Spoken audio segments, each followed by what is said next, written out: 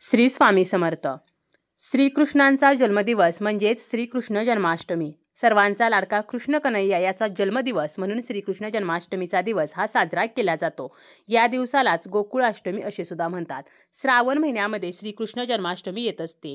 हिंदू पौराणिक माहितीच्या आधारे श्रीकृष्णांचा जन्म हा अष्टमी तिथीला झाला होता, म्हणूनच अष्टमी तिथीला श्रीकृष्ण जन्माष्टमी साजरी केली जाते। यंदा अष्टमी तिथी आणि रोहिणी नक्षत्र वेगवेगळ्या दिवशी आलेले आहे, कारण जेव्हा आपण श्रीकृष्ण जन्माष्टमी साजरी करत असतो, पूजा करत असतो, त्यावेळेला अष्टमी तिथी आणि रोहिणी नक्षत्रांचा विचार केला जातो। यंदा अष्टमी तिथी ही 15 ऑगस्टला शुक्रवारी रात्री 11:49 सुरू होणार आहे आणि 16 ऑगस्टला शनिवारी रात्री 9:34 संपणार आहे।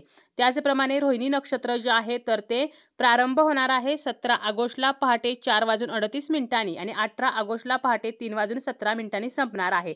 तर अशा प्रकारे अष्टमी तिथी संपल्यानंतर रोहिणी नक्षत्र जे आहे तर ते सुरू होणार आहे।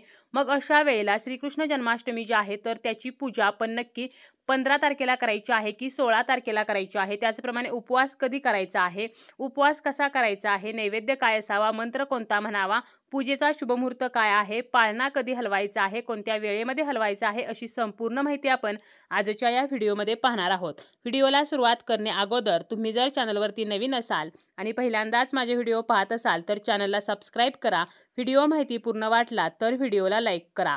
जेव्हा अष्टमी तिथी आणि रोहिणी नक्षत्र हे वेगवेगळ्या दिवशी येते तर तेव्हा उदय तिथीनुसार श्रीकृष्ण जन्म जो आहे तर तो साजरा केला जातो।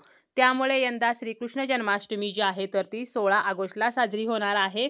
काही ठिकाणी 15 ऑगस्टला सुद्धा श्रीकृष्ण जन्माष्टमी जी आहे तर ती साजरी होईल। प्रत्येक भागानुसार आणि प्रत्येक प्रांतानुसार पद्धती वेगवेगळ्या असतात, आपण आपल्या पद्धतीनुसार करू शकतो, परंतु अष्टमी तिथीमध्ये श्रीकृष्णांचा जन्म झाला असल्यामुळे आपल्याला 16 ऑगस्टला श्रीकृष्ण जन्माष्टमी जी आहे तर ती साजरी करायची आहे। उपवास जो आहे तर तो सुद्धा 16 ऑगस्टलाच करायचा आहे। या दिवशी शनिवार असणार आहे। बरेच लोक जन्माष्टमीचा उपवास करतात आणि यंदा मात्र प्रत्येकाला संभ्रम पडलेला आहे की नक्की उपवास हा 15 ऑगस्टला करायचा आहे की 16 ऑगस्टला करायचा आहे। परंतु अगोदर सांगितल्याप्रमाणे अष्टमी तिथी जी आहे तर ती 15 ऑगस्टला शुक्रवारी रात्री सुरू होणार आहे, रात्री 11:49 म्हणजे जवळजवळ 16 ऑगस्ट सुरू होणार आहे, त्याच्या थोडंसं अगोदर ही अष्टमी तिथी जी आहे तर ती सुरू होत आहे आणि अष्टमी तिथी जी आहे तर ती संपणार आहे ती 16 ऑगस्टला शनिवारी रात्री 9:34 आणि जो काही श्रीकृष्ण जन्माष्टमीचा उपवास केला जातो तर तो अष्टमी तिथी संपल्यानंतर सोडला जातो। त्यामुळे 16 ऑगस्टलाच हा उपवास जो आहे तर तो करायचा आहे आणि उपवास सोडण्याच्या वेगवेगळ्या पद्धती असतात। काही भागांमध्ये त्याच दिवशी रात्री कृष्णांची पूजा वगैरे केल्यानंतर, पाळणा हलवल्यानंतर लगेचच गोपाळकाला करतात आणि उपवास सोडतात, तर काही भागांमध्ये हा उपवास दुसऱ्या दिवशी सोडला जातो। त्यामुळे यंदाचा उपवास जो आहे तर तो 17 ऑगस्टला सोडला जाणार आहे। आता उपवास जो आहे तर तो कसा केला जातो, उपवास करण्याच्या 2 पद्धती आहेत। काही लोक जे आहेत तर ते दूध आणि फळे फक्त घेतात, म्हणजे फलाहारी व्रत करतात, तर काही जण जे आहेत तर ते उपवासाचे पदार्थ खातात। काही जण जे आहेत तर ते तिखट मीठ जे आहे तर ते उपवासाला खात नाहीत आणि म्हणून ते फक्त गोडाचे पदार्थ किंवा फळे, दूध तर यावरती उपवास करतात।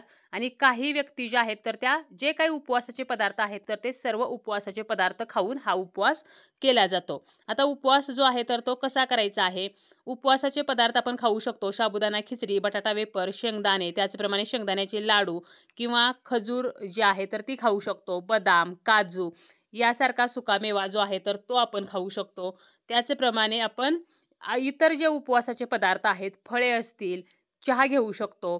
फळे आपण या उपवासाला फक्त फणस, चिंच आणि जांभूळ तर ही फळे आपल्याला टाळायची आहेत। इतर फळे जी आहेत म्हणजे सफरचंद असेल किंवा केळी असेल, चिकू, पेरू तर ही जी फळे आहेत तर ती आपण नक्कीच खाऊ शकतो। तर अशा प्रकारे नेहमीचा जसा आपण उपवास करतो तर तसाच उपवास जो आहे तर तो आपण हा करू शकतो।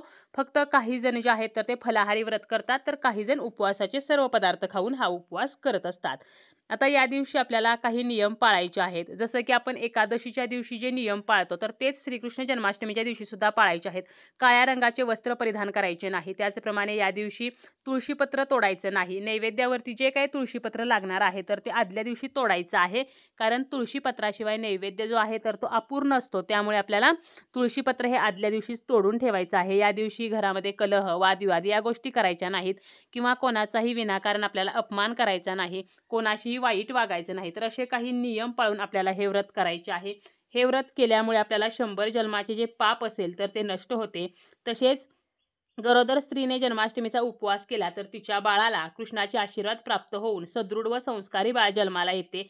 त्यामुळे गरोदर स्त्री जी आहे तर ती उपवास करू शकते. आपल्या तब्येतीला सांभाळून खाऊन पिऊन हा उपवास जो आहे तर तो करायचा आहे. ज्यांना पिरियड आहे किंवा मासिक धर्म आहे तर त्यांनी फक्त उपवास करायचा आहे. पूजा जी आहे तर ती मात्र करायची नाही. तसेच जन्माष्टमीचा उपवास केल्यामुळे व्यक्तीच्या घरामध्ये अकाली मृत्यू, गर्भपात यासारख्या गोष्टी घडत नाहीत. जेवढे महत्त्व एकादशीच्या उपवासाला आहे तर त्याच्या 1000 पट महत्त्व जे आहे तर ते या जन्माष्टमीच्या उपवासाला आहे. त्यामुळे आपण हा उपवास जो आहे तर तो अवश्य करायचा आहे.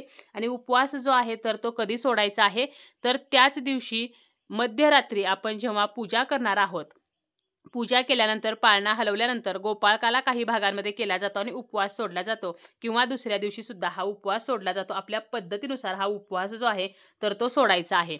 तसेच जन्माष्टमीच्या दिवशी नैवेद्यामध्ये कोणते पदार्थ असावेत तर नैवेद्यामध्ये दही, लोणी तर हे कृष्णाचे जे अतिशय प्रिय पदार्थ आहेत तर ते असावेत. त्याचप्रमाणे दही भाताचा काला, चिरमुरे, साखर, खडीसाखर, सुकामेवा किंवा 5 फळे तर हे सुद्धा आपण नैवेद्य म्हणून ठेवू शकतो. काही भागांमध्ये नैवेद्याला 56 भोग जे आहेत तर ते सुद्धा बनवले जातात. म्हणजे 56 भोगांचा नैवेद्य दाखवला जातो. तर काही भागांमध्ये गोपाळकाला त्याच दिवशी केला जातो. त्यामुळे नैवेद्यामध्ये सुंटवडा, धनेपंजिरी तर हे जे पदार्थ आहेत तर ते सुद्धा बनवले जातात. सुंटवडा म्हणजे सुंठ, सुके खोबरे आणि ड्रायफ्रुट्स तर हे एकत्र करून हा पदार्थ केला जातो. आणि धनेपंजिरी म्हणजे धने, ड्रायफ्रुट्स, सुके खोबरे तर हे एकत्र मिक्स करून ही धनेपंजिरी जी आहे तर ती बनवली जाते. तर हे जे पदार्थ आहेत तर ते आपण नैवेद्यामध्ये ठेवू शकतो. त्याचप्रमाणे या दिवशी आपण कोणता मंत्र म्हणू शकतो तर ओम कृष्णाय नमः तर हा मंत्र म्हणू शकतो किंवा ओम केशवाय नमः, ओम माधवाय नमः किंवा ओम नमो भगवते वासुदेवाय नमः तर यापैकी कोणत्याही एका मंत्राचा आपण जास्तीत जास्त जप करू शकतो. त्याचप्रमाणे पुरुष सुक्तम जे आहे तर याचे पठण करू शकतो. विष्णू सहस्रनामाचे आपण पठण करू शकतो. आपण जी मध्यरात्री बाळकृष्णांची पूजा करतो तर या पूजेमध्ये कामधेनूची मूर्ती जर आपल्याकडे असेल तर ती सुद्धा आपल्याला अवश्य ठेवायची आहे. आणि मध्यरात्रीच ही पूजा जी आहे तर ती केली जाते. आणि यंदा पूजेचा जो शुभमुहूर्त असणार आहे तर तो काय असणार आहे तर 16 ऑगस्टला शनिवारी मध्यरात्री 12:04 ते 12:47 म्हणजे हा जो काही 43 मिनिटाचा कालावधी आहे तर हाच शुभमुहूर्त असणार आहे. या वेळेमध्ये आपल्याला पूजा जी आहे तर ती करायची आहे. आणि पाळणा जो आहे तर तो कधी हलवायचा आहे तर पाळणा हलवायचा आहे 16 ऑगस्टला मध्यरात्री 12:39 आपण एक पाळणा म्हणू शकतो किंवा 5 पाळणे म्हणू शकतो. आणि 12 वाजायच्या अगोदरच आपण पूजा वगैरे मांडू शकतो. फक्त शुभमुहूर्तावरती पूजा जी आहे तर ती करायची आहे. अगोदर बाळकृष्णांची पूजा करून त्यानंतर बाळकृष्णांना आपल्याला पाळण्यामध्ये ठेवायचं आहे आणि त्यानंतर पाळणा जो आहे तर तो हलवायचा आहे. तर अशा प्रकारे यंदा श्रीकृष्ण जन्माष्टमी जी आहे तर ती 16 ऑगस्टला आपल्याला मध्यरात्री त्याची पूजा जी आहे तर ती करायची आहे.